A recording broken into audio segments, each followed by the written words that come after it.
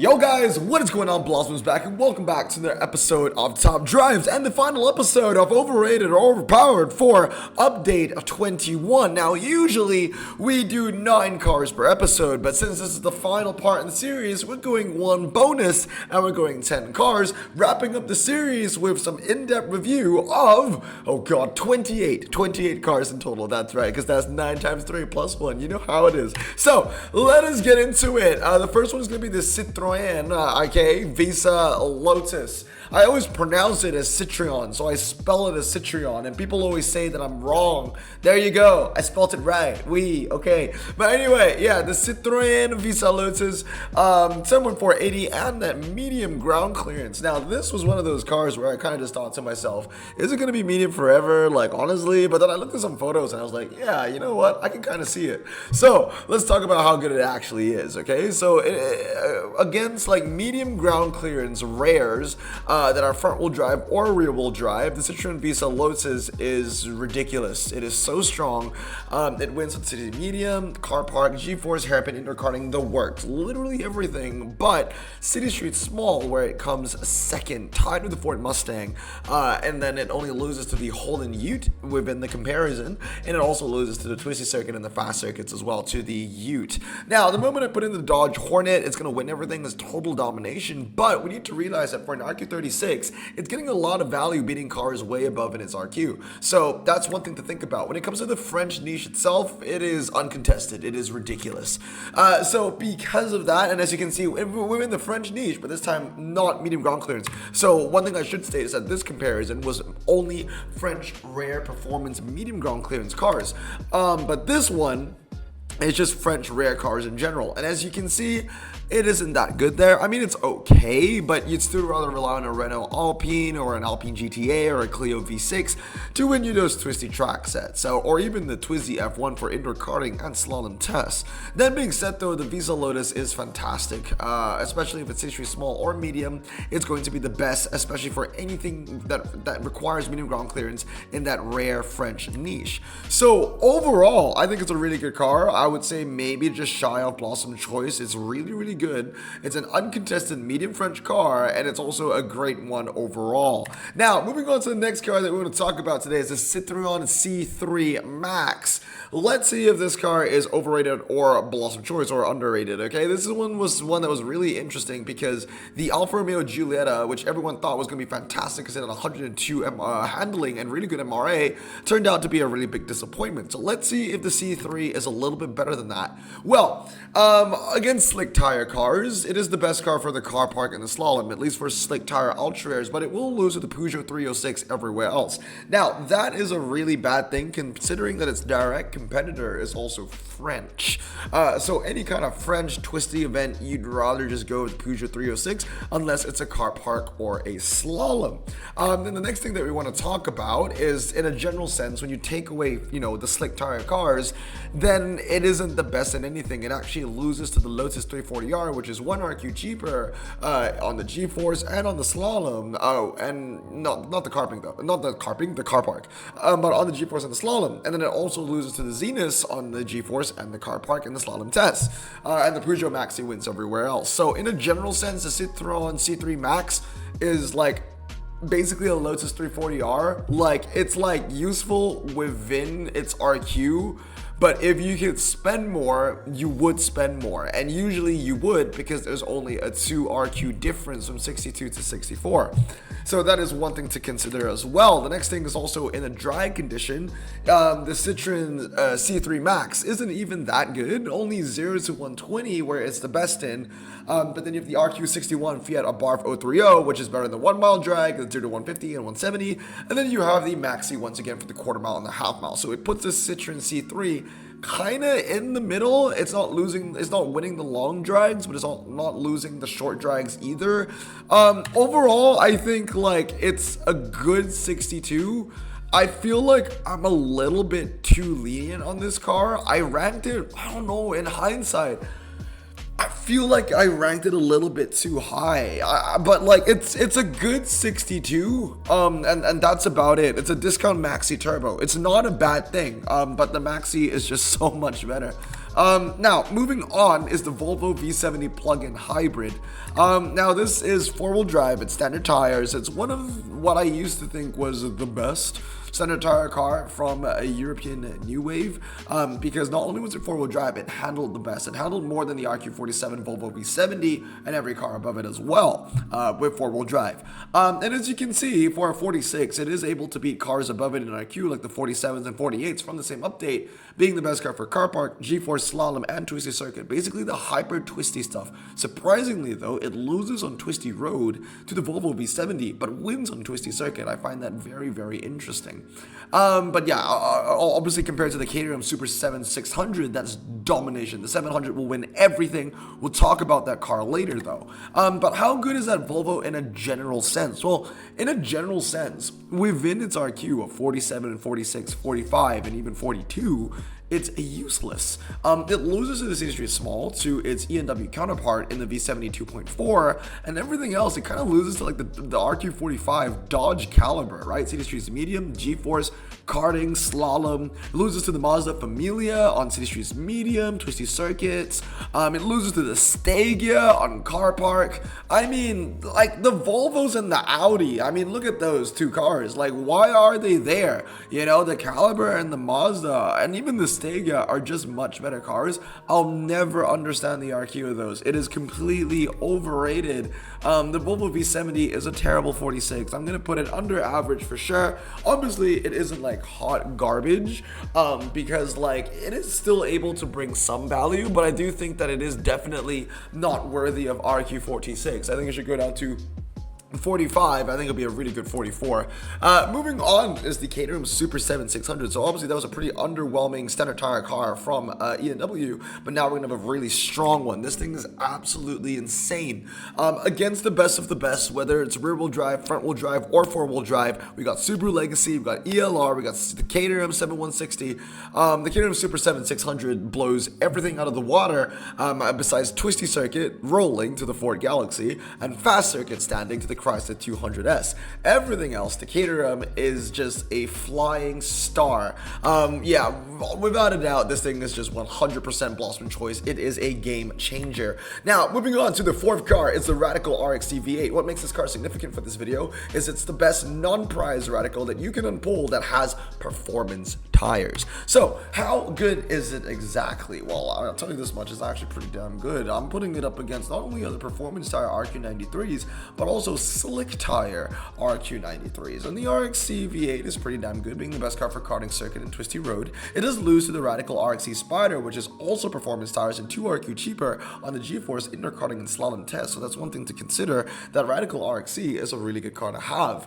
That being said though, it is able to beat the cars like the McLaren 720S GT3, Pagani Huayra Tricolor, the Bentley Continental GT3, as well as the Ginetta G55 GT3. However, when it comes to the faster track sets, the Koenigsegg Agera RS, which is the same RQ as the Radical, we'll send it to Gapplebee's basically. The Koenigsegg is the best car there. The Radical, second best for quarter mile and half mile. And let's not forget that the MRA of the Radical isn't that bad, it's 93, and the 0 to 60 is relatively low, but it takes a lot to beat a Koenigsegg, doesn't it? But it is able of beating the Bentley Continental GT3 and the G55. It's nice to see slick tires being weighted the same way with performance tires. I think that should be the way, honestly, because you're only going to be using these tires in the dry. If it's wet, you're going to switch to your standards anyway.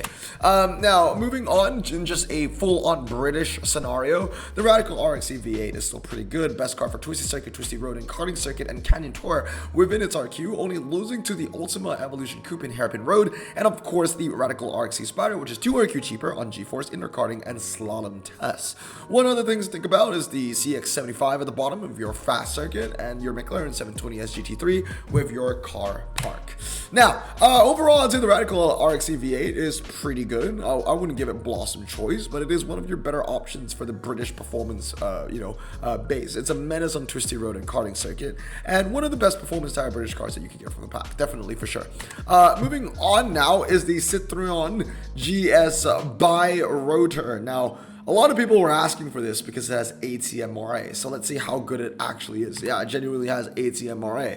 Well, here's the thing. Within its own niche of like French RQ13, it's still not good enough for your quarter mile and half mile. I mean, I guess it's the best with the 13s, but like for this car to be really impressive, it needs to hit above its weight. It still loses to the Peugeot 16 RQ Peugeot 404 Coupe and quarter and half, but it wins in the 1 mile and 0 to 100. It wins in the test bowl, which is all, you know, really cool. But if you take away that French filter and you put it in a general sense, this is just up against standard tire cars. I'm not putting it up against performance tire cars like the Buick Roadmaster Skylark, for example. And yeah, it's just not good. It's good in the 0 to 100, like that's it. But that's only because you don't have the 0 to 100 times of the Buick Roadmaster. The Buick Roadmaster is still the better car all the way up to 1 mile and even the test bowl. So yeah, I mean, yeah, congratulations. It's got 80 MRA. Who the hell cares? It's terrible. Like, when are you ever gonna have a French event where you can only use RQ like 15, 14s, and 13s? It's almost never gonna happen. So yeah, it literally just has MRA. That's it. I don't even know why it has 80 MRA to begin with. But yeah, everything else that you need to back up MRA, you need a high top speed. Low 0 to 60 helps, but if you have a bad 0 to 60, that's still okay if you have a high top speed. High top speed and MRI needs to go hand in hand, man. That's why you get your test bowl specialist or your 1 mile specialist or your 0 to 120 specialist, you know? Like the GS doesn't have that. The top speed is 109. Congratulations. Like, it's not going to bring you any value. It's overrated. Next up is the Volvo EX30 single motor.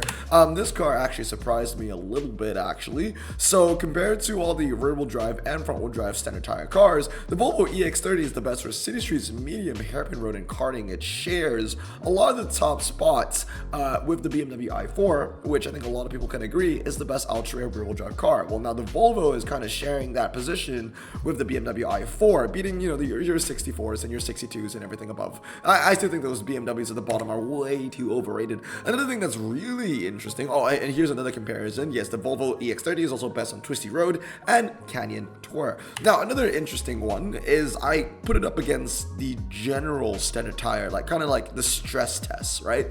Putting it up against some really heavy hitters like the Honda Legend 3.7 and the BMW 420i. These are cars that get 85, 89 handling with four-wheel drive and standard tires. And one thing that really shocked me was that the Volvo EX30 single motor is a fantastic car for the hairpin road.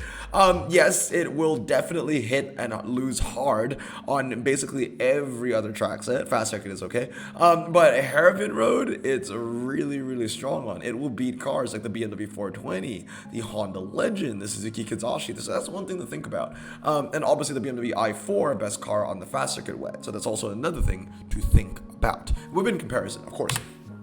So overall, I'm going to say that this car is above average, for sure. I think it's good. I don't think it's a blossom choice or anything like that, but it definitely is above average. This was a car that I got a multiple of, and I kind of thought, oh, maybe I should go drag spec because the 0 to 60 is low, but it really isn't much of a, it doesn't really matter, honestly. Just go for 323 and you should be fine. But yeah, it shares a top spot among rear-wheel drive standard tire ultra rares with the BMW i4, and it's amazing on the hairpin. It's a pretty decent car. Now, moving on is the Citron Visa 1000 Pistis? I don't know how you say that correctly. Yeah, dude, why is this RQ58? Like, literally, it's the lowest RQ in this comparison, and it wins everything, dude. I'm putting epics in the comparison, fully upgraded epics as well. The Ranger Trammer wins the hairpin road, and the Maverick Trammer wins motocross, yeah, and Monaco hairpin. But the things that you want it to win, like your G-Force and twisty roads and twisty circuits, all belong to the Citron Visa, dude. It's ridiculous. When you move on to snow, it's the same story. Like, literally, it's the best car, besides hairpin road, where it loses to the Maverick. And then it's the same story with ice and sand. Your Visa is the best car, only losing, again, on hairpin road to the Ranger Tremor, twisty road on sand. Now, that's a bit of an outlier to the Maverick once again, and the Ocean Beach Slalom to the SVT Raptor. But look at this, man. In all of these comparisons, the 65 Raptor is the worst car there. It's ridiculous. Like, this car needs to go down to ultra ASAP. The F-150 SVT Raptor used to be one of the best cars in the game.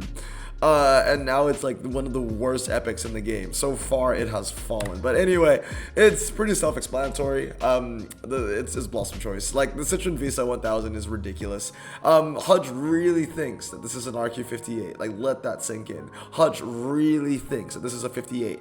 Look, you'd think that when you've been making this game for like, what, 6 years now, you would know your game, at the very least, know the RQ and know if a car is going to be a lot better than the rest. Like, it doesn't take, like, like a rocket scientist to understand that if your car handles well and is lightweight, off-road tires, and four-wheel drive, it's gonna beat most of the cars, you know, within that ultra meta. I don't know why it's 58. Not most. It beats all of it. It's ridiculous. But yeah, dude, this thing is amazing. Honestly, even if it went up to 64, it'd still be Blossom Choice. Even if it was an epic, okay, as an epic, it won't be Blossom Choice anymore, but it would still be good, like a bluebird, you know. Next up is the Citron Sarah kit car. Really, really good. It's a huge cash cow, basically. I mean, the only thing that you really need to look into it is that front-wheel drive off-road tire niche, where it's the best car everywhere besides motocross track to the Dodge Avenger and other kinds of track sets. As you can see, it loses on the hairpin to the Dodge, it loses to the hairpin and the twisty to the Dodge, and it wins everything else. The Corsa, or the time of the Opel Corsa, is over. The Citron Zara is the car to collect. It just is a moneymaker, you know, front-wheel driving clubs. This is the car that you kind of want to have in your garage, and I'm going to give it a Blossom Choice for sure. Now, the last car in this episode, the 10th car of this three-part series, is the Radical SR10. This is the best car that you can get from the update, the best Radical that you can get from the update as well. Non-prize, slick tires, 2.97. Let's see if it can walk the walk and talk the talk. Well, against the Hyundai Genesis, it's domination. I'm not going to put the Hyundai Genesis in this comparison because I think it beats everything besides like the Porsche GT2 on karting circuit, and that's about it. But yeah, outside of that, it's really good. Like the SR10 is the best car for G-Force, indoor karting, and slalom, and it kind of trades places with the Porsche Club Sport 25, which is the best on car park, hairpin, karting circuit, twisty road, and canyon tour if you don't include the Hyundai Genesis. Now, moving on a drag sense, it's a lot less impressive. You'd still go for your Bugatti Chiron or your Koenigsegg Regera. Now, mind you, in this comparison, I'm not adding the Rimac either. I'm just adding in your kind of within that range of 98, 97. Actually, I don't know why I didn't add the Rimac. Why did I not add the Rimac, actually? Because if I'm adding in the Bugatti Chiron, I might as well add in the Rimac as well. But yeah, the best dragster is the Regera. And then obviously I'm going to compare it to just British cars, and it is the best British car that you can unpack for twistier conditions. It's the best for car park, G-Force, hairpin, indoor karting, karting circuit, twisty road, and canyon tour, only losing to slalom tests to the Radical SR8 RX and the fast circuit to the Ultima Evolution Coupe, fast circuit rolling to the Jaguar CX-75 as well. Also, look at like how the Jaguars are the worst performers on all of the twisty track sets. They're losing to cars that are, you know, 3-4 RQ below it. Like, you really think that they're worth having 97, 96 RQ just because they have four-wheel drive? I don't think so. But overall, man, the Radical SR10 is basically the British version of the Porsche Club Sport 25. It is like the car to get. If you can max it out, it's going to be a fantastic addition to your garage. It's the best of the non-British. It shares the spotlight for non-prize with the Porsche Club Sport, and basically what I just said under the Hyundai Genesis, basically. So yeah, fantastic car. I would give it just shy of Blossom Choice. There's a little bit of green on top on the ranking bar. Obviously, I would still favor the Porsche GT2, not the Porsche GT, but the 25 Club Sport. But on top of that, there's also the Hyundai Genesis to take into account. But the Radical SR10 is still a really fantastic car. But anyway, guys, that's going to be it for today. That is part 3 out of 3 of overrated or underrated. Once again, guys, thank you so much for enjoying this series. It will come back for the next update, whenever that may be. Hopefully not too soon, because we've had a lot of cars added to the game recently. But yeah, that's gonna be it for today. Let me know down in the comments below which were the cars that you were most hyped about for this update. But anyway, I hope you guys have a great day. Stay safe, wash your hands, and blossom out. Peace.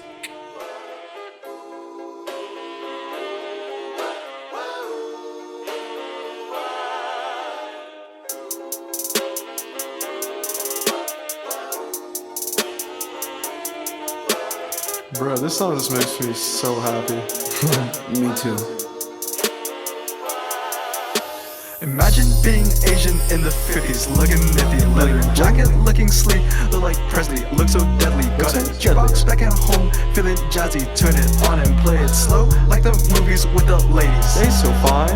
Imagine being Asian in the 50s, looking nifty, leather jacket, looking sleek, look like Presley, look so deadly. Got a jukebox back at home, feeling jazzy, turn it on and play it slow, like the movies with the ladies. They so fine.